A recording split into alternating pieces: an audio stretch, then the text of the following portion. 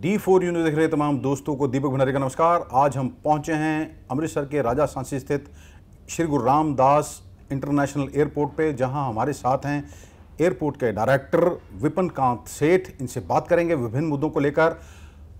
Airport Covid के दौरान airport की स्थिति क्या रही, इसका रैंक पहले था, कम हुआ है, बढ़ा हुआ है, क्या है, इन सभी मुद्दों को इन्हें क्या क्या परेशानियां आती रही और इनके ऑनगोइंग प्रोजेक्ट क्या क्या हैं। हमारे साथ हैं विपिन कांत सेठ। सर नमस्कार जी। नमस्कार। पहले तो सर D4 न्यूज़ चैनल में आपका स्वागत है। धन्यवाद। सर पहले तो हम ये बात करेंगे कि इस समय जो हमारे एयरपोर्ट की स्थिति, इसका रैंकिंग की, इसका रैंक क्या है जी भंडारी साहब, मैं बताना चाहूँगा कि ये एयरपोर्ट पर हम जो रेटिंग या रैंकिंग कहते हैं, ये एक ऑर्गेनाइजेशन है ACI, एयरपोर्ट काउंसिल इंटरनेशनल, जो वर्ल्ड वाइड इनके सर्वे किए जाते हैं और 33 पैरामीटर्स होते हैं जिस पर ये सर्वे किया जाता है।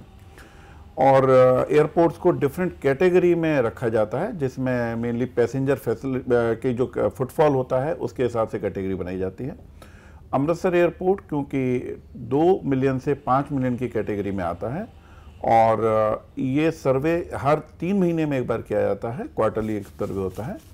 इसका एवरेज वैल्यू के बाद एनुअली इसका रिजल्ट डिक्लेयर किया जाता है। सो लास्ट ईयर जो हमारा 2020 में हमारा एवरेज रैंकिंग है, 5 के पैरामीटर में हमारा 4.93 का रेटिंग है और उसके तहत 2 से 5 मिलियन की कैटेगरी में अमृतसर एयरपोर्ट को इंडिया में बेस्ट एयरपोर्ट माना गया है और वर्ल्ड वाइड इसका 36 नंबर है इस कैटेगरी में।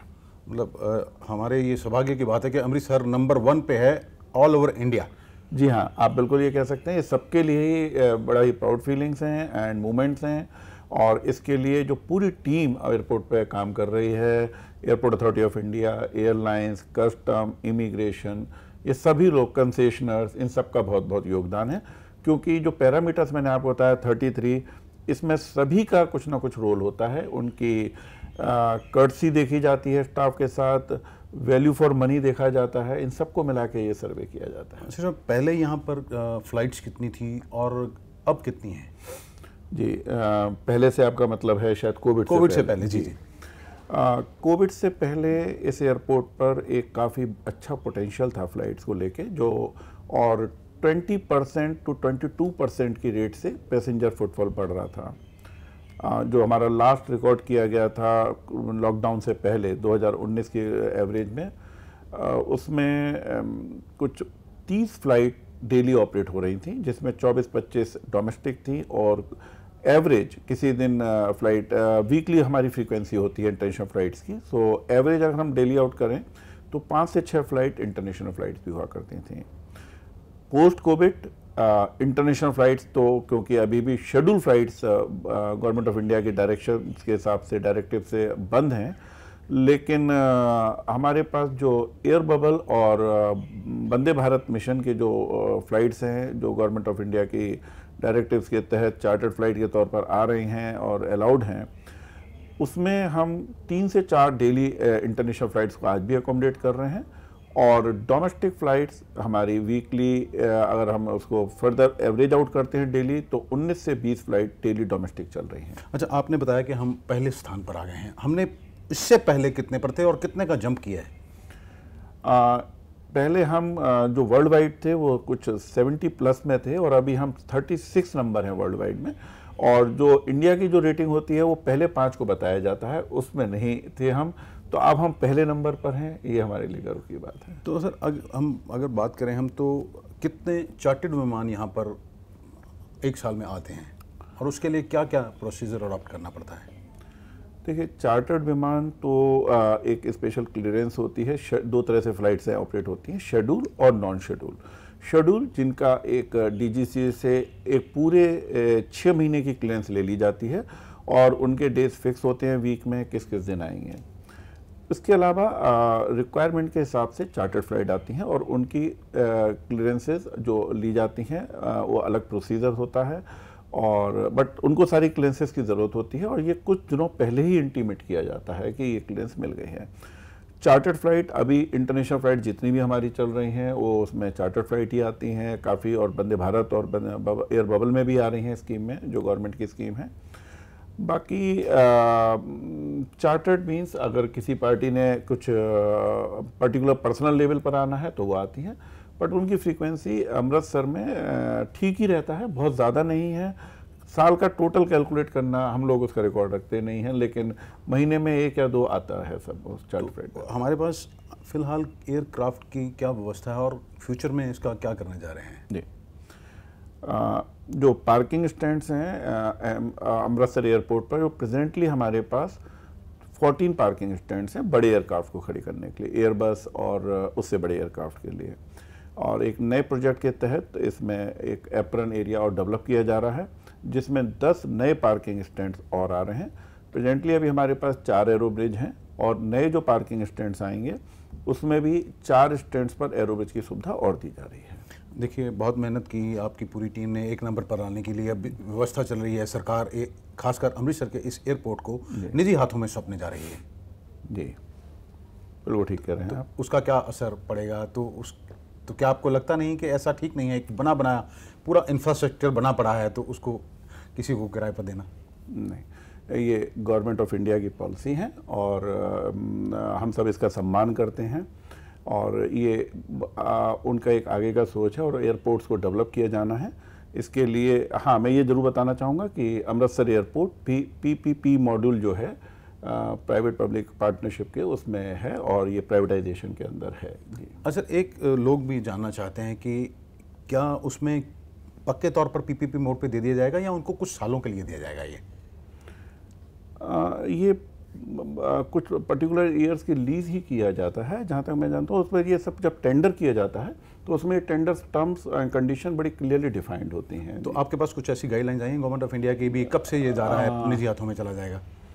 नहीं, एयरपोर्ट से हमारी टॉप लेवल पर बात होती है, और अभी जो हमसे डिटेल्स मांगी जा रही हैं जिसके तहत ये एसेट्स वैल्यू इसकी डिफाइन की जाती हैं, टेंडर बनता है, वो हमसे डिटेल्स मांगी जा रही हैं और हम टाइम पर उसको दे रहे हैं स्टेशन लेवल। अच्छा साहब, एक समय में हमारे एयरपोर्ट पे कितनी फ्लाइट्स लैंडिंग की और कितने टेक ऑफ होने की व्यवस्था है हमारे पास?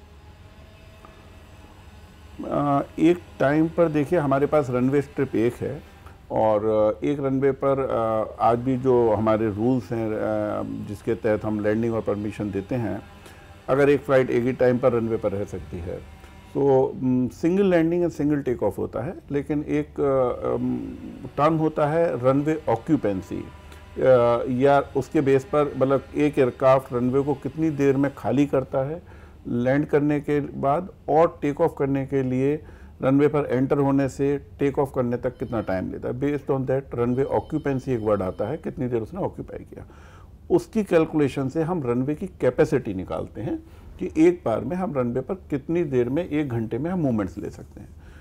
उसके बेसिस पर अमृतसर में हम करीब 14 मूवमेंट्स 1 घंटे में एकोमोडेट कर सकते हैं। 1 घंटे में 14 मूवमेंट्स, या तो वो सारे डिपार्चर होंगे या अराइवल होगा, और अराइवल डिपार्चर मिला के अगर 14 to 15 मूवमेंट्स तक हम ले सकते हैं। तो फिलहाल हमारे यहाँ से कहाँ के लिए उड़ान है?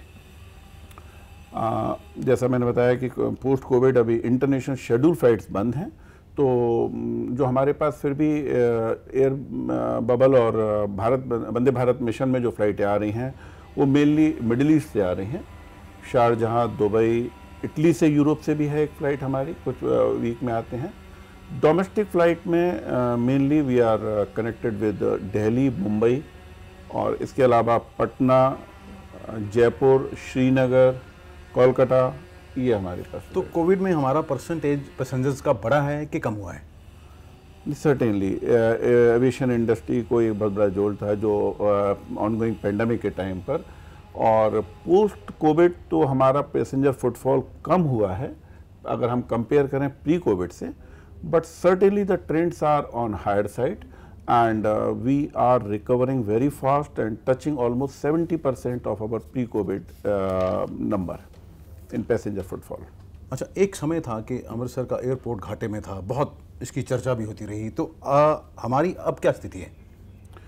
भंडारी साहब, जहाँ तक मुझे मालूम है, मैं पोस्ट कोविड की बात नहीं करूँगा क्योंकि इसके फाइनेंशियल रिजल्ट जो भी आते हैं वो हमारे मार्च क्लोजिंग के बाद होते हैं, और मार्च कल ही क्लोज हुआ है ये फाइनेंशियल, 1 अप्रैल 20 से लेकर 31 मार्च तक, एंड सर्टेनली उसमें हम इतना ज़्यादा एक्सपेक्ट नहीं कर रहे हैं। बट अमृतसर एयरपोर्ट पिछले कई सालों से प्रॉफिट मेकिंग है, और जो 19 और 20 के जो आंकड़े थे फाइनेंशियल, उसमें इस एयरपोर्ट पे कुछ 46 करोड़ का लास्ट फाइनेंशियल ईयर में प्रॉफिट रिकॉर्ड किया गया था। अच्छा, शेर साहब, कार्गो की क्या स्थिति है हमारे यहाँ? जी हाँ, कार्गो का काफ़ी पोटेंशियल है, और यहाँ पर कार्गो फ्लाइट पहले आती रही हैं। अभी भी एक्सक्लूसिव फ्लाइट तो कार्गो का नहीं आ रहा है, लेकिन जो रूटीन फ्लाइट्स हैं उससे कार्गो का एक्सपोर्ट इंपोर्ट है। और मैं ये भी बताना चाहूँगा कि अमृतसर एयरपोर्ट पर एक डोमेस्टिक कार्गो के लिए बिल्डिंग सेपरेट बनाई जा रही है, जिससे इस चीज़ को और ज़्यादा बढ़ावा मिलेगा। तो अभी पेरिशेबल गुड्स जा रही हैं कि अभी नहीं जा, उस पर कुछ रोक है? हाँ, नहीं, पेरिशेबल गुड्स का हमारा एक्सपोर्ट यहाँ से है, डोमेस्टिक ज़्यादा है अभी। एंड यहाँ से मुझे जो कार्गो हमारे ऑफिसर देखते हैं, उन्होंने बताया कि दिल्ली और मुंबई जाता है, फर्दर वहाँ से आगे शिपमेंट हो रहा है उनका। जी। अच्छा, एक समय था कि बात चली थी कि एयरपोर्ट की जो है इसको एक्सपेंड किया जाए, तो वो प्रोजेक्ट अभी कहाँ तक हुआ है? तो क्या उसका ऑन उसमें क्या है, नया क्या है उसमें? जी, देखिए, एयरपोर्ट एक्सपेंशन का है कि हम अलग अलग तरह के डायमेंशंस में इसका एक्सपेंशन होता है। अगर हम सिटी साइड की बात करें तो कुछ हमारे प्रोजेक्ट्स अभी भी चल रहे हैं, ब्यूटिफिकेशन हो रहा है, जैसा मैंने आपको बताया 10 पार्किंग स्टैंड और ऐड हो रहे हैं, एक पैरेलल टैक्सी ट्रैक भी बनाने की बात चल रहा है, और वो काफ़ी फाइनल स्टेज में है, उसका टेंडर वगैरह अवार्ड होना है, जो कुछ 100 करोड़ का एक प्रोजेक्ट है, जिसमें जहाज़ों को रनवे पर लैंड करने के बाद इमीडिएटली खाली कर सकेंगे, और जो हमने भी रनवे कैपेसिटी की बात किया वो बढ़ जाएगी। एक जो आप एक्सपेंशन बिल्डिंग का कह रहे हैं, बिल्डिंग एक्सपेंशन के लिए मैं आपको बताना चाहूँगा, ये ज़रूरत महसूस की गई थी, जिस तरीके से प्री कोविड हमारा पैसेंजर फुटफॉल बढ़ रहा था, कि आने वाले टाइम में ये बिल्डिंग 4 से 5 साल में शायद इसमें इनसफिशिएंट हो जाएगी नंबर ऑफ पैसेंजर्स को देखते हुए। अभी क्योंकि पोस्ट कोविड में ये नंबर थोड़ा कम हो गया पैसेंजर्स का, और इसीलिए इस प्लान को 1-2 साल के लिए रोका गया है, और बिल्डिंग का एक्सपेंशन जैसे ही ज़रूरत होगी ड्यू कोर्स ऑफ टाइम ये दोबारा शुरू किया जाएगा। अमृतसर के लोगों की बहुत ये शिकायत थी, जब हम पार्किंग में किसी को छोड़ने आना है, मान लीजिए अराइवल तक पहुंचते हैं, तो पार्किंग वाले बड़ा तंग करते हैं, उस टाइम पीरियड बहुत कम है, 5 या 10 मिनट हैं, क्या इसे बढ़ाने की व्यवस्था की जा रही है? देखिए, पार्किंग के बारे में आपको बताते हैं कि कुछ साल पहले ही ये हमारे डिपार्टमेंट ने एक डिसीजन लेके नई कार पार्किंग पॉलिसी को इम्प्लीमेंट किया था, और अमृतसर में भी किया गया, जिसमें पिकअप एंड ड्रॉप के लिए कोई चार्जेस नहीं होता है अगर कोई प्राइवेट व्हीकल आ रहा है। कमर्शियल व्हीकल का सेपरेट चार्जेस थे, और ये टाइमिंग जो डिसाइड की जाती है, हम एंट्री पॉइंट से एक एग्जिट पॉइंट तक ड्राई रन करते हैं पीक आवर्स में, पीक ट्रैफिक आवर्स में, और उसमें कितना टाइम एक व्हीकल को क्रॉस करने में लगता है, उसके ऊपर कुछ डेल टाइम दिया जाता है, जिसमें व्हीकल अपना पैसेंजर को जो ड्रॉप करने का और या रिसीव करने वाले पैसेंजर को बिठाने का टाइम इंक्लूड होता है। उसके बेस पर ही ये टाइम फैक्टर डिसाइड किया जाता है। प्रॉब्लम आता है भंडारी साहब, जब हम लोग यहाँ पर किसी को रिसीव करने आते हैं या ड्रॉप करने आते हैं और उस लेन को ब्लॉक कर देते हैं। और जब वो पार्किंग, हमारी एक डेजिग्नेटेड अलग पार्किंग है और बहुत ही नॉमिनल है, पहले आधे घंटे का केवल हमको 20 रुपये चार्ज देना होता है, और उसके बाद कुछ स्लैब हैं 25 रुपये या 30 रुपये फर्दर होता है। तो इतनी नॉमिनल पार्किंग के साथ अगर वेट करना है हमको हाफ एन आवर, तो मैं एडवाइस करूंगा कि उस पार्किंग में ही जाएं और व्हीकल को भी सुरक्षित रखें, और यहाँ के जो प्रोसीजर्स हैं वो भी फॉलो हो पाएँ, और जो लोग सिर्फ जेन्युइनली पिक और ड्रॉप के लिए अपने व्हीकल को उस लेन में आ रहे हैं उनको ये फैसिलिटी मिल पाए। अब अगर हम अपने व्हीकल को वहाँ पार्क कर देते हैं, जो कि एक रूल के तहत फ़ाइन भी उसमें किया जा सकता है, वो बोर्ड भी हमारे लगे हुए हैं, तो फ़ाइन तो एक अलग चीज़ है, मैं उसको बहुत ज़्यादा विश्वास नहीं करता हूँ, पर जो हमारे पैसेंजर्स हैं उनकी असुविधा बहुत होती है, और उसी वजह से वो टाइम बढ़ जाता है, और जो एग्जिट पॉइंट पर उनको ये फिर चार्ज देना पड़ता है। अभी कुछ वजह से, क्योंकि हमारा ये टेंडर इम्प्लीमेंट नहीं हो पाया था, ये हम इन हाउस ही इसको मैनेज कर रहे थे, इसलिए टाइम रिस्ट्रिक्शन इतना ज़्यादा नहीं था, स्ट्रिंजेंटली फॉलो नहीं हो रहा था। अभी 5 तारीख से, परहैप्स 5 या 6 तारीख से ये टेंडर एग्जीक्यूट किया गया है, और इसमें प्राइवेट पार्टी आके जैसा जो टेंडर के प्रोसेस होता है उसमें करेंगे। इसलिए मेरा सबसे एक बार फिर विनम्र निवेदन है कि उस टाइमलाइन को मेंटेन करें जिससे असुविधा ना हो आप सब। अच्छा, एक प्रधानमंत्री जी ने एक योजना शुरू की थी कि 2500 रुपये में बंदा कहीं भी जा सकता है, तो क्या वो चल रहा है यहाँ पर अमृतसर में या नहीं?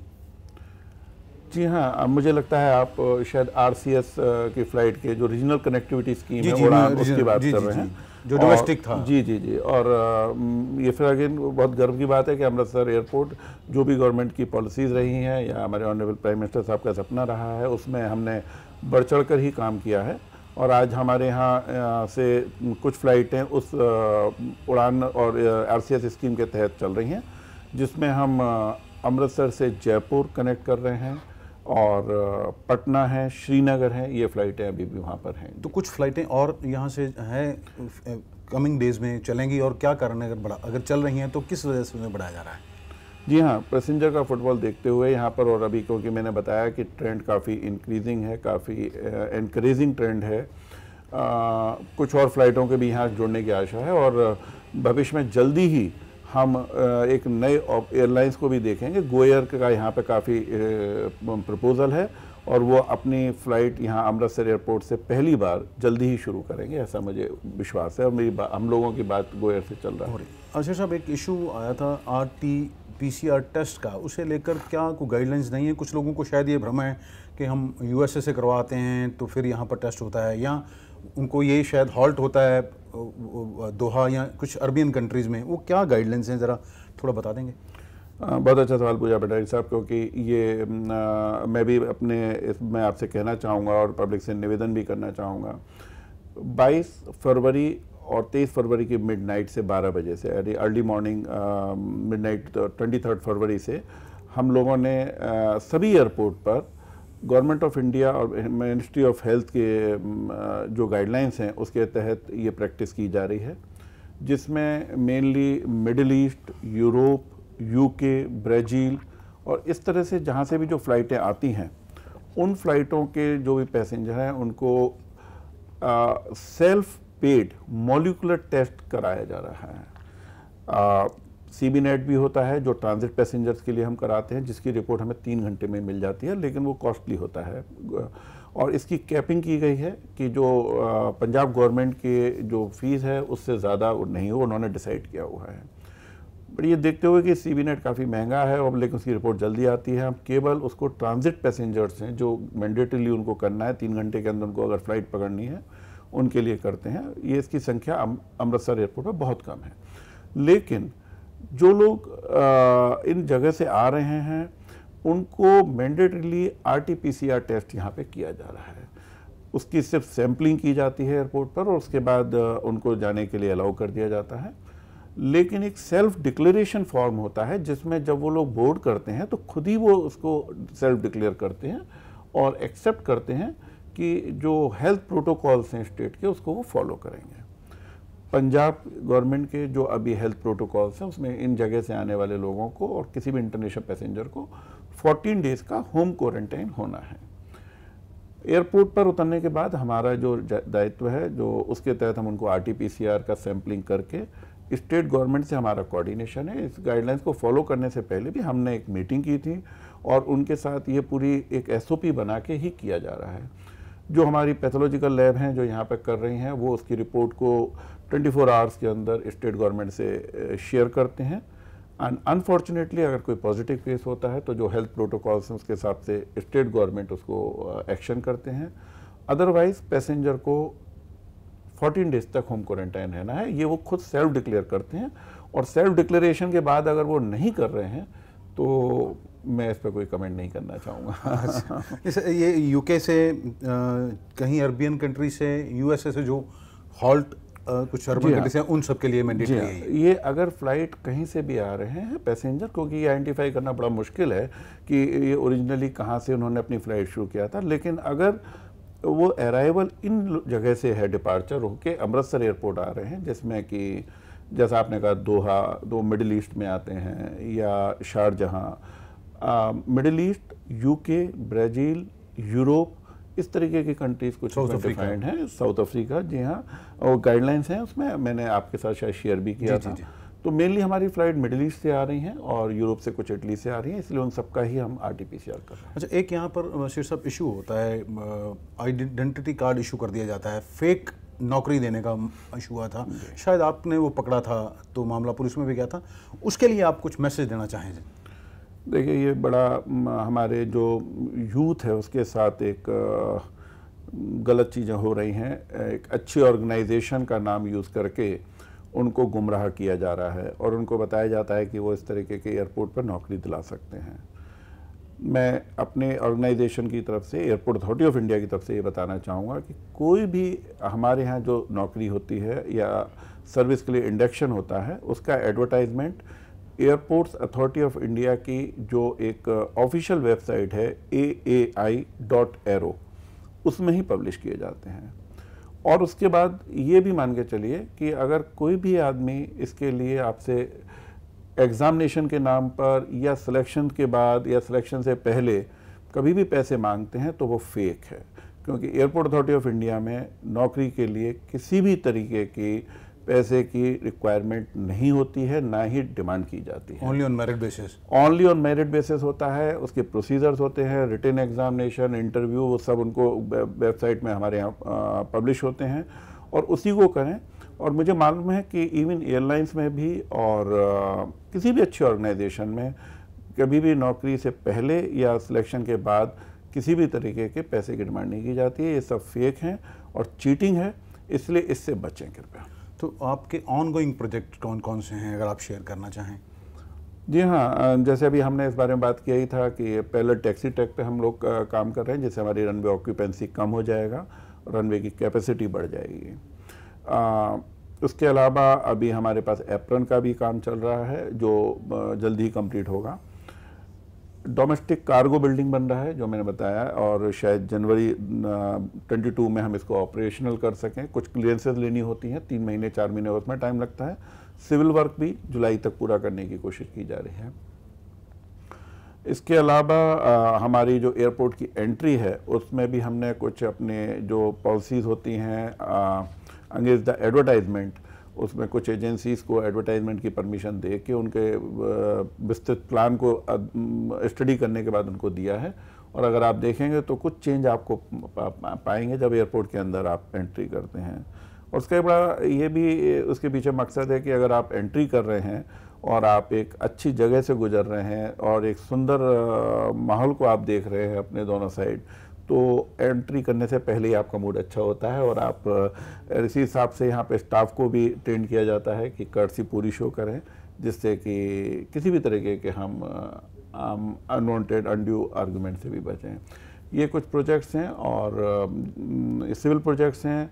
कुछ हमारे कॉलोनी में भी ब्यूटिफिकेशन का काम चल रहा है और आपको वक्त वक्त पर जैसे और होगा बताते रहेंगे। अच्छा साहब, एक बड़ा पर्सनल सा सवाल है, आप समझते हैं कि आपको एज ए डायरेक्टर यहाँ पर सबसे बड़ी चुनौती कौन सी है? आज के दिन पे तो मेरे लिए एक जो सबसे बड़ा चैलेंज है कोविड के जो हमारे नॉर्म्स हैं उसको स्ट्रिक्टली फॉलो करना। फॉर्चुनेटली मैं अपनी पूरी टीम के साथ इस चीज़ को कर पा रहे हैं, लेकिन फिर भी आपके चैनल के माध्यम से मैं सभी पैसेंजर्स को बोलूँगा कि हम लोग सिर्फ गाइड कर सकते हैं, हम लोग सिर्फ बता सकते हैं, मार्किंग कर सकते हैं फ्लोर पर, सोशल डिस्टेंसिंग के लिए मास्क पहनने के लिए निवेदन कर सकते हैं। आज आपसे इंटरव्यू है इसलिए मैं नहीं पहना हुआ हूँ, मेरा मास्क मेरे साथ है। अपने मास्क को पहने और प्रॉपर तरीके से पहने, नाक तक लगा के, जैसा गवर्नमेंट की गाइडलाइंस है। कोविड काफ़ी तेज़ी से दोबारा आ रहा है। हम लोगों ने जगह जगह सैनिटाइजर्स दिए हुए हैं, मशीनें लगाई हुई हैं, उसका यूज़ करें, सोशल डिस्टेंसिंग को फॉलो करें। इसके लिए हमारी पूरी टीम है जो कोऑर्डिनेट करती है और ये एक चैलेंज है। और बाकी कोविड के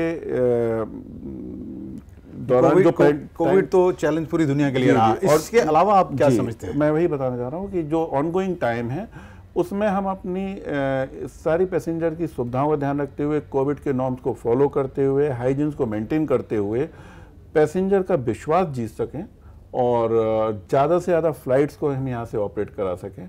और जिस दिन भी गवर्नमेंट ऑफ इंडिया की गाइडलाइंस के तहत हमारी शेड्यूल इंटरनेशनल फ़्लाइट शुरू हो जाए, उसका भी मुझे इंतजार है, जिससे कि हम जो भी इस समय पे चैलेंजेस होंगे उसको पूरी तरह मीट कर सकें। सबसे पहले हमारा फ्लाइट को बढ़ाने का एक उम्मीद है। डोमेस्टिक फ़्लाइट पे हम ज़्यादा जोर दे रहे हैं अभी, क्योंकि वो और अभी हमने शुरू किया था पोस्ट कोविड 4 या 5 फ्लाइट से, और 20 फ्लाइट तक हम पहुंच चुके हैं। तो आप कुछ और कहना चाहें? इसके अलावा अगर आप मुझे कहते हैं तो मेरा एक और सारी पब्लिक से आपके चैनल के थ्रू निवेदन होगा कि जो हमारी अप्रोच रोड है वहाँ पर गाड़ियों को पार्क ना करें, उनको गंदा ना करें। वहाँ पर मैं देखता हूँ शाम को लोग वेट करने के लिए आते हैं। ये एक विनम्र निवेदन है, इसको शहर को और अपने एयरपोर्ट को, आप ही का एयरपोर्ट है, इसको और सुंदर बनाएं, और जो कोविड के नॉर्म्स हैं उसको फॉलो करने में हमारी मदद करें। और जो जेन्युइन आपके फीडबैक्स हैं और जो भी फीडबैक्स हैं आप ज़रूर हम तक पहुंचाएं। हमारी टीम वहाँ रहती है टर्मिनल में, हमारे फ़ोन नंबर डिस्प्ले किए गए हैं, और ये सब हमको एक मौका देते हैं और अपने को इम्प्रूव करने का। धन्यवाद हमारे साथ बात करने के लिए। ये थे डायरेक्टर वीके सेठ, एयरपोर्ट के डायरेक्टर हैं। इन्होंने देखिए हमारे लिए बड़े गर्व की बात है पूरे अमृतसर के, खास पंजाब के लोगों के लिए, कि अमृतसर का जो एयरपोर्ट है इंटरनेशनल, राजा सांची स्थित श्री गुरु रामदास इंटरनेशनल एयरपोर्ट है, ये पूरे दुनिया में अगर हम बात करें तो इसका रैंक बहुत बढ़ गया है, और देश में, भारत में हम नंबर 1 हैं। इन्होंने सहयोग मांगा है लोगों से। वैसे 24 घंटे ये इनकी टीम भी यहाँ पर रहती है, और इन्होंने स्पष्ट बता दिया है कि कौन कौन से देश ऐसे हैं जहाँ से आने पर आपको यहाँ पर RT-PCR जो टेस्ट करवाना वो अनिवार्य है। इनका ये भी कहना है कि हमारा चुनौती बहुत है कोविड के समय में, लोगों को भी हमारा सहयोग करना चाहिए। अमृतसर से D4 न्यूज़ के लिए दीपक भंडारी की खास रिपोर्ट।